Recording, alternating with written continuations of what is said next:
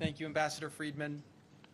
You've really done a great job today, and you've done a great job as an ambassador, but today's really been spectacular. So thank you very much.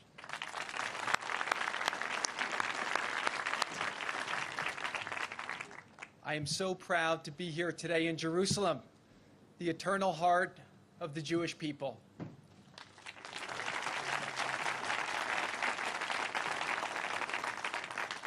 And I am especially honored to be here today as a representative of the 45th President of the United States, Donald J. Trump.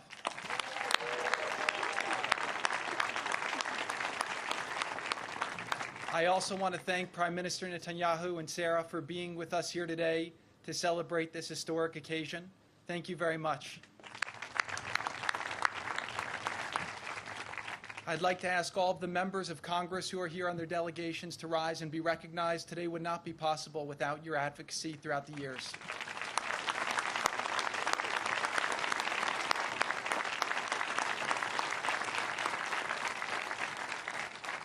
Thank you, Deputy Secretary Sullivan, for leading our delegation, Secretary Mnuchin for your leadership and for your friendship, and of course, Ivanka, thank you for all of the great work you do to help so many people in our country and throughout the world, including me. So I love you.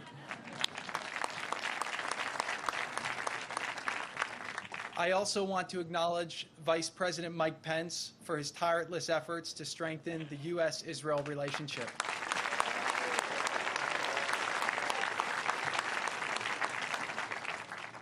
In December of last year, President Trump announced to the world that the United States would finally recognize the truth, that Jerusalem is the capital of Israel. He also declared that we would soon move our embassy from Tel Aviv to Jerusalem, and just 5 months later, we are standing on these grounds. While presidents before him have backed down from their pledge to move the American embassy once in office, this president delivered, because when President Trump makes a promise, he keeps it.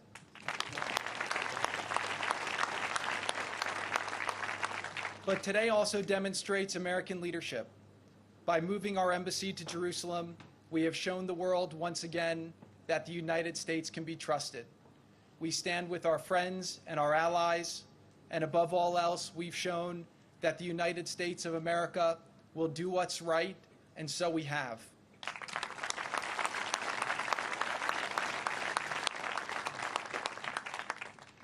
Israel is a sovereign nation with the right to determine its own capital, the same right that is enjoyed by every other country in the world. In taking this action, the United States has also chosen to strengthen the bond between our two countries. Our special bond is the envy of nations throughout the world. This bond is forged through shared history, sustained through shared interests, and immortalized through shared principles.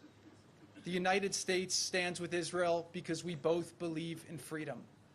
We stand together because we both believe in human rights. We stand together because we believe democracy is worth defending. And the United States stands with Israel because we know that it is the right thing to do.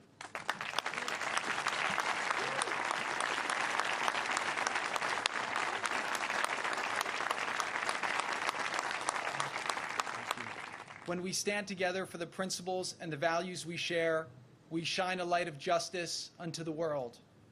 Israel proves every day the boundless power of freedom. This land is the only land in the Middle East in which Jews, Muslims, and Christians, and people of all faiths participate and worship freely according to their beliefs. Israel protects women's rights, freedom of speech, and the right of every individual to reach their God-given potential. These are the same values that the United States cherishes. These are the values that bind us together. These are also the values that have made Israel one of the most vibrant nations in the world. This tiny population has spurred advancements in technology, medicine, and agriculture, making the world a healthier, safer, and more prosperous place. These are the blessings we hope Israel can one day share with its neighbors. Last week, President Trump acknowledged another truth and kept another promise. He announced his intention to exit the dangerous, flawed, and one-sided Iran deal.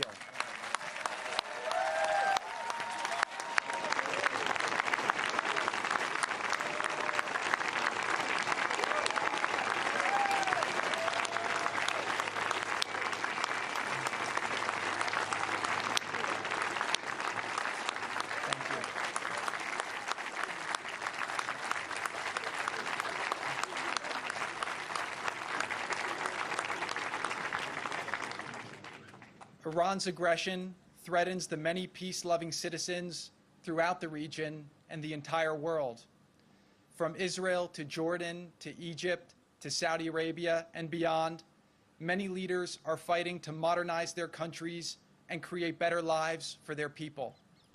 In confronting common threats and in pursuit of common interests, previously unimaginable opportunities and alliances are emerging.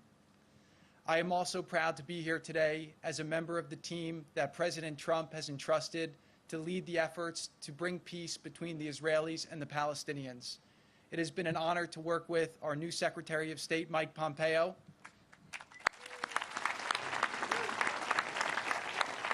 National Security Advisor John Bolton, our Ambassador, David Friedman, and our Special Representative, Jason Greenblatt, who really does so much great work. I also want to acknowledge Ambassador Nikki Haley, who really has created a new day for Israel at the UN.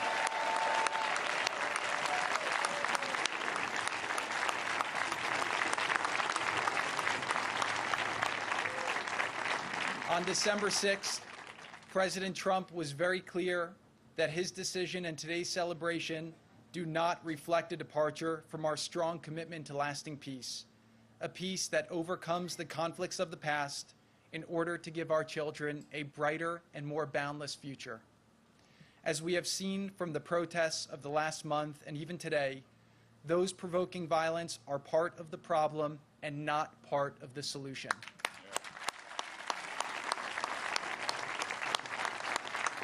The United States is prepared to support a peace agreement in every way that we can. We believe that it is possible for both sides to gain more than they give so that all people can live in peace, safe from danger, free from fear, and able to pursue their dreams. The United States recognizes the sensitivity surrounding Jerusalem, a city that means so much to so many. Jerusalem is a city unique in the history of civilization. No other place on earth can claim significance to three major religions. Each day, Jews pray at the Western Wall, Muslims bow in prayer at Al-Aqsa Mosque, and Christians worship at the Church of the Holy Sepulchre. That is why President Trump has called many times, including right now, on all parties to maintain the status quo at Jerusalem's holy sites, including the Temple Mount, also known as Haram al-Sharif. While the challenges to peace are numerous, I have personally seen that the determination of the leaders in the region and throughout the world remains steadfast. They have seen too much pain, sorrow, and wasted opportunity, and they think it's time to try something better. Throughout history, Jerusalem has been the victim of war and conquest. It has been used to divide people and to instigate conflict by those with evil intentions. But it does not have to be this way. Jerusalem must remain a city that brings people of all faiths together, to visit, to worship, to respect each other, and to appreciate the majesty of history and the glory of God's creation. Israel has been a responsible custodian of Jerusalem and has kept these religious sites open to all. In fact, immediately after the 1967 war, one of the first acts of the Knesset was to adopt the Protection of Holy Places law, ensuring access to places of worship to members of all religions. Funds were immediately allocated to repair any damage to the churches, mosques, and synagogues that suffered through war, conflict, and neglect.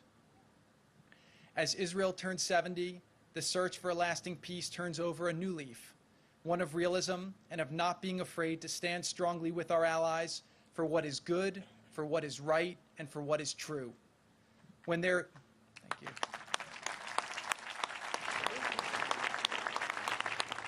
When there is peace in this region, we will look back upon this day and remember that the journey to peace started with a strong America recognizing the truth.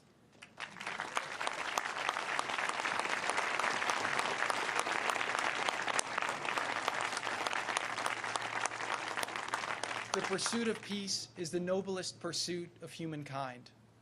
I believe peace is within reach if we dare to believe that the future can be different from the past, that we are not condemned to relive history, and that the way things were is not how they must forever be.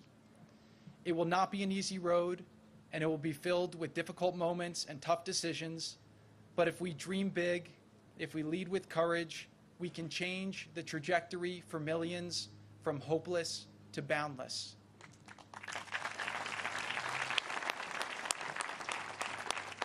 This is a hope that many of us know personally. I am here today as a proud American and the grandson of Holocaust survivors. During World War II, my late grandparents, Ray and Joseph Kushner, fled their homes to the forests of Belarus to escape Nazi persecution. Somehow, they managed to resist the horrors and survive. After the war, they built a new life in America, a beacon of hope, a land of limitless opportunity. In my office in the White House, I keep a photo of them on my desk to remind me of how high the stakes are when nations fail to recognize right from wrong, and the decisive power America has to tip the scales in favor of the righteous.